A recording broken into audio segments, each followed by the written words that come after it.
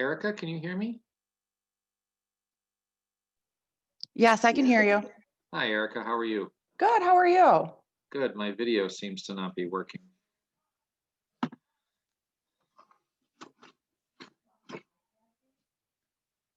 No, it's all right.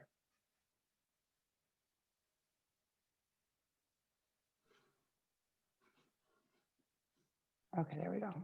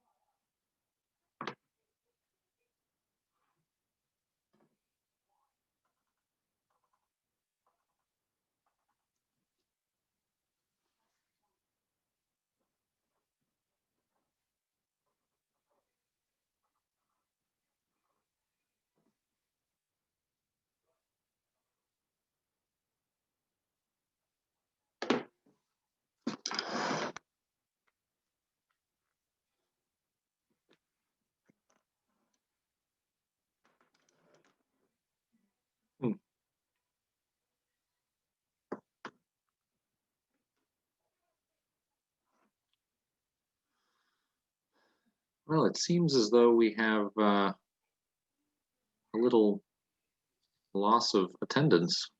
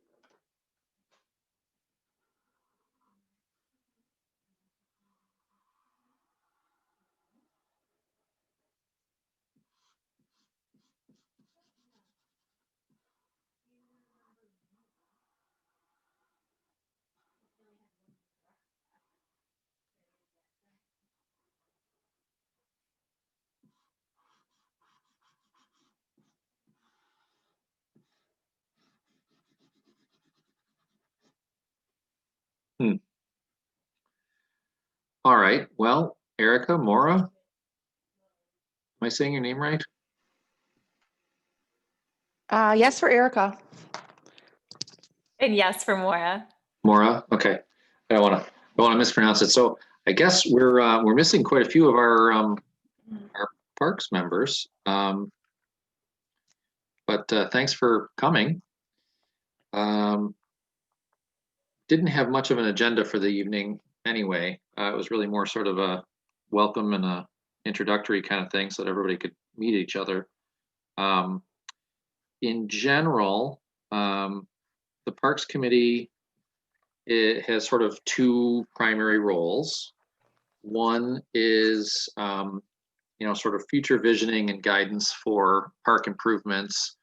And the second is sort of care and maintenance and general sort of oversight of the parks. Now, obviously, our DPW crew chief and staff are the ones that do the actual physical caretaking, and they do theoretically know everything that they're supposed to be doing on any given day, but they they don't always have the eyes and ears necessary. So if you're out in the parks or you're wandering about and you see like a broken bench or things of that nature, at each, you can either just send me an email or at each, monthly meeting, I'll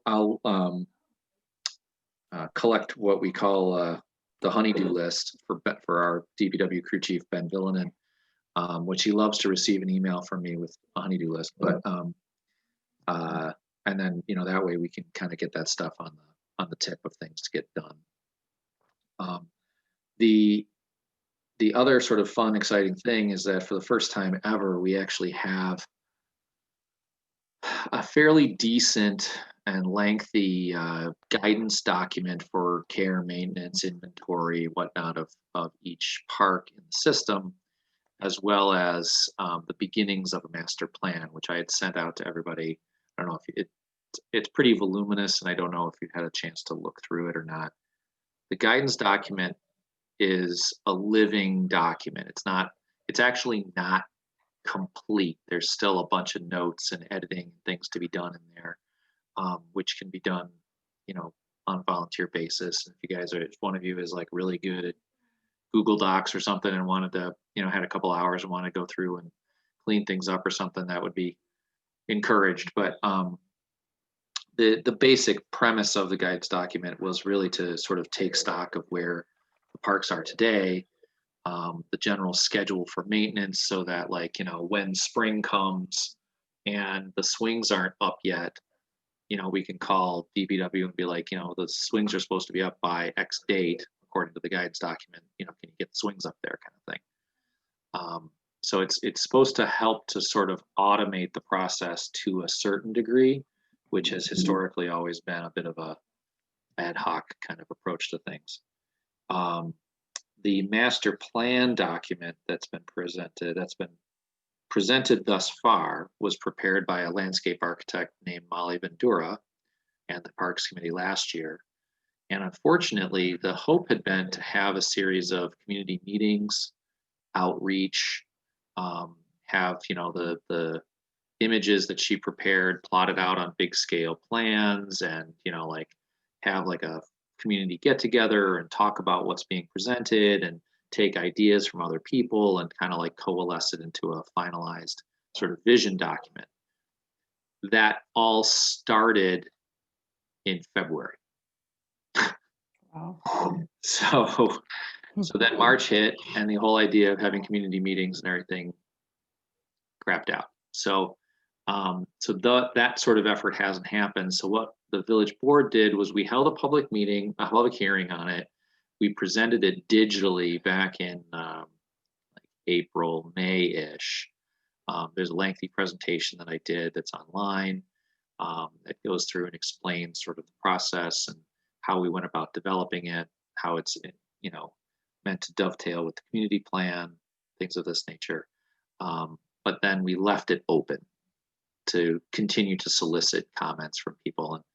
And as long as it's out there and the issue remains unclosed, then we can continue collecting feedback, and we can always host that public meeting, and community outreach in the future when the opportunity presents itself. But in the meantime, I'm moving forward as if that's the thing we're doing.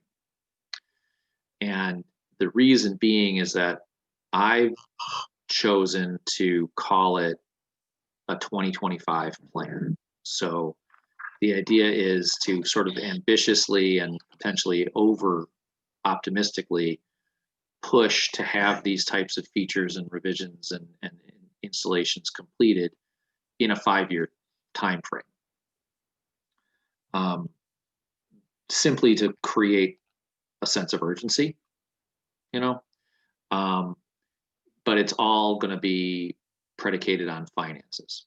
So the Parks Committee has historically been allocated a budget in the village board's budget cycle, and there are built into that, there are budget lines for all kinds of things that DPW might do, from mowing and leaf pickup and garbage collection and things like that are attributed to work physically in the park. And then there's also been a capital improvements line for small maintenance or new construction type activities. The trouble is that capital improvements line has always been disingenuously lacking in real funding. It's always had about $20,000 a year. There's never really, with prevailing wage and with the scale of projects that are desired to be completed, we could wait a lifetime collecting 20 grand a year trying to pay for it. So it just doesn't really function well as a capital improvement line. It ends up being unspent funds that roll over, and we try to cobble something together the following year. So what the village board did last year in its first budget cycle with this new plan was we upped that $20,000 to $150,000. So the idea now is that we can do some real bona fide work in the parks, and without having to do a lot of fundraising, without having to reach out for grant money, things like this. So the Parks Master Plan has a wide range of projects listed, ranging in price But all told, through the 3 primary parks that are under the Parks Committee's purview, which is Garrison, Island, and South Lawn, the total master plan is upwards of about $3 million. So even at $150,000 over 5 years, we're not going to get anywhere remotely close to $3 million. So we're going to need grant money. We're going to need fundraising. We're going to need assistance. But the good news is that the Parks Committee now has the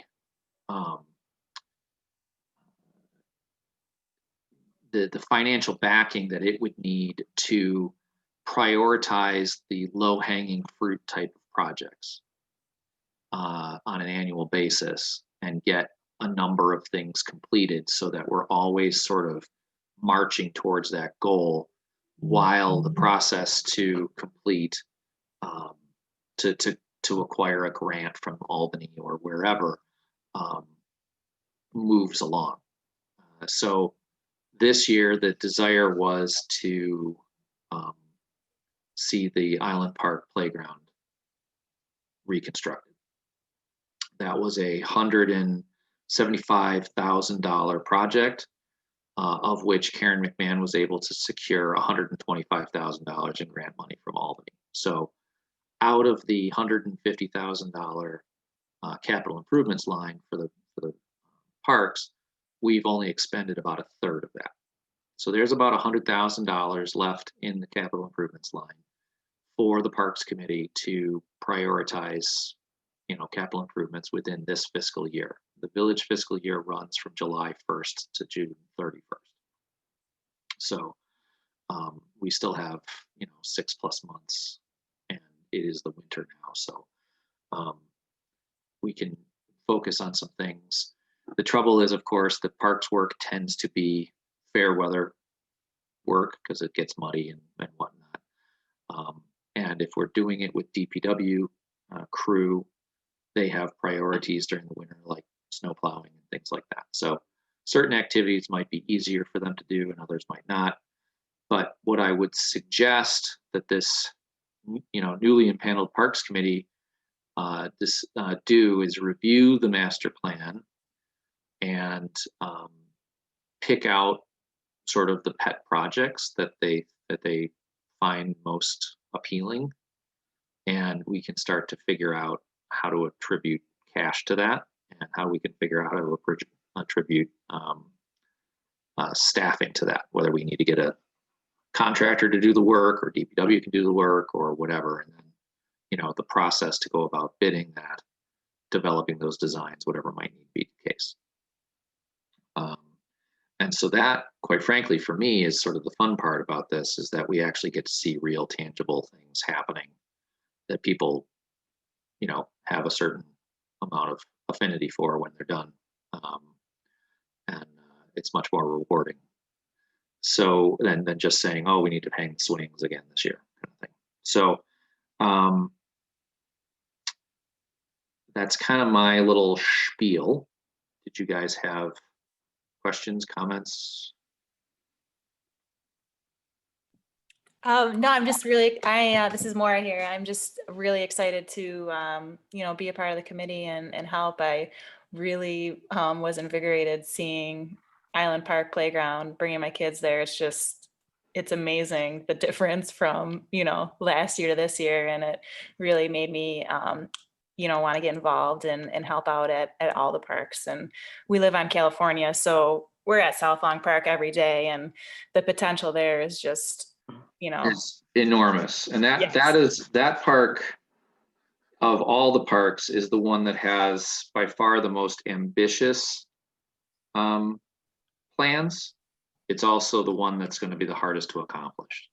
Yeah. It was really interesting. I briefly looked at that, the email with all the plans on it, and there were just so many great things on there that if 50% of those things were possible, I think it would just be such an asset to the community, That's the hope. So right now, along the funding lines, we have some interesting things happening because of COVID. So Albany is belt tightening, not a big surprise there, because they're running low on sales tax revenue and whatnot. But the CARES Act, which came out of the federal government, has created an interesting opportunity. Apparently, there is a considerable sum of money available to communities who are, who can utilize this money from the CARES Act for reasons that relate directly to coronavirus issues. And so, for example, we're going to be pursuing the idea of getting permanent bathrooms installed in Glen Park, which has been something that the Glen Park Joint Board has wanted to have happen literally since Glen Park became a park. But it's about $100,000 project, and it's just never been funded properly. And it's, from a political point of view, putting in a sanitary sewer isn't exactly glamorous, and so no politician has ever really wanted to throw money in it. So but apparently, within the confines of the pandemic recommendations and things, the shared use of porta-johns is prohibited. So for us to have bathroom facilities in Glen Park, the only way we can do it was with porta-johns, and we're not allowed to do that. So the thought is, well, maybe we can convince them to throw $100,000 at us from the CARES Act to install bathrooms that can be disinfected and properly utilized and handicap accessible and things of this nature.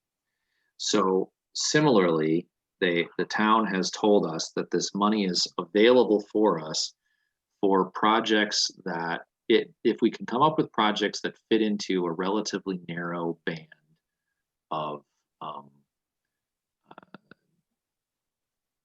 that could potentially be related to the coronavirus and things. So one thought with regards to South Lawn is that there was a desire in the master plan to install a pavilion, sort of like what's at Highland Park, maybe not to the same extent, but we'll call it a park shelter, because there's that little gazebo, which is falling apart and was cheaply built to begin with.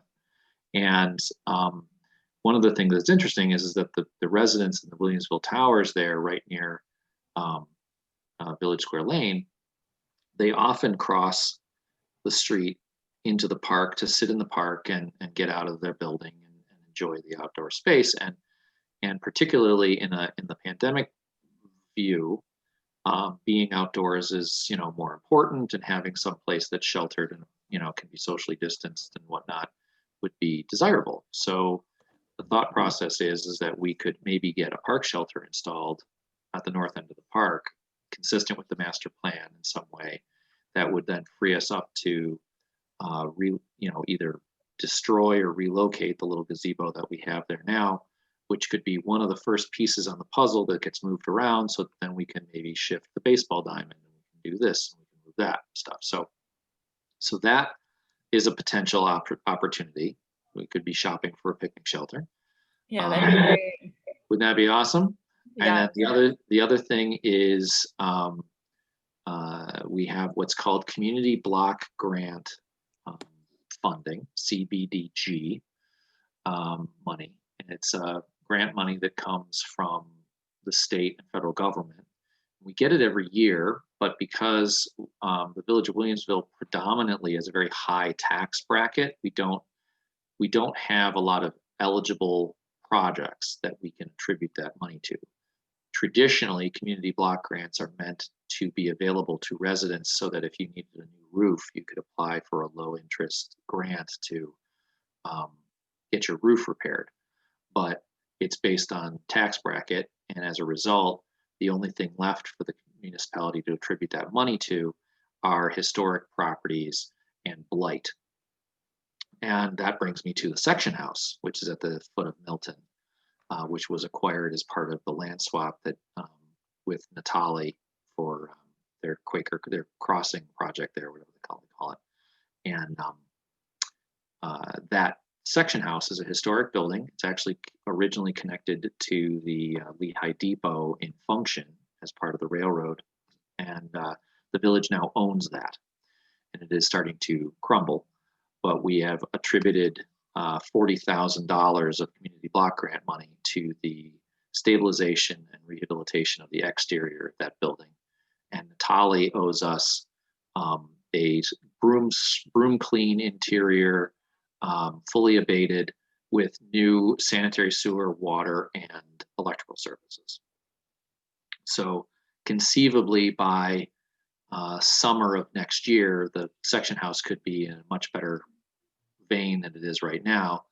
And we could begin utilizing that space for something community related, whether it's a historical society or part of the Lehigh Depot or whatever. But we could also start to look at how it relates to the park, whether we can be relocating basketball courts and tennis courts and things like that, the way the master plan talks about and everything. So there's the thing with South Long is it's always about, we got to move one thing to move another thing, and that's going to cost money, and this is going to cost money. But right now, it seems like, despite the belt tightening, we actually have several sources of large sums of money available to us as long as we can spin its use appropriately. So that could be exciting, and I think the real goal here will be to figure out how to capitalize on that as quickly as possible. Typically, the Parks Committee tends to be a little bit quieter during the winter because the parks tend to be, underutilized and the maintenance is lower and whatnot. But I think it's probably in our best interest, especially since there's so many new members and there's so many opportunities here to try and be a little more active in the dark winter months here so that we can get some things planned out with DPW and Village Hall to try and secure some of this money. So I'm not sure whether or not it's worthwhile having another meeting this calendar year with Thanksgiving and Christmas and everything else. Typically the meetings are the second Wednesday, so it would be the 9th of December. So I mean, I'm okay with that. If you guys are okay with that, and maybe we can contact our fellow Parks Committee members here and get them to attend. Yeah, that sounds great. Okay. Yep, sounds good. All right. Well, so then if you, unless you had any other questions or anything, I think you should have gotten like a digital welcome packet from Keaton. Yes. Okay. I don't believe there's anything in there that you have to return. I think it's all informational. Though it does seem weird that like the sexual harassment thing doesn't need like to be signed or something, but I'm not in charge of that stuff. And so I will contact Keaton and have him set up another meeting for the 9th. And I'll send an email out to everybody because this was kind of hastily put together in the last week. So maybe we can get a little more. And then I think that the important thing to do when we're fully assembled is that, I'm the liaison, but this isn't really my show. The committee is meant to be, a committee of volunteers, and I answer to them, not the other way around, kind of thing. So it would be the first thing to do at the next meeting when everybody's there would be to sort of vote internally and select a chairperson that can, be the point person for everything, and then we can, create an agenda and start talking about the couple of priority projects and the lower hanging fruit kind of projects that people are interested in, and set up a hierarchy of tasks. Sounds good. All right.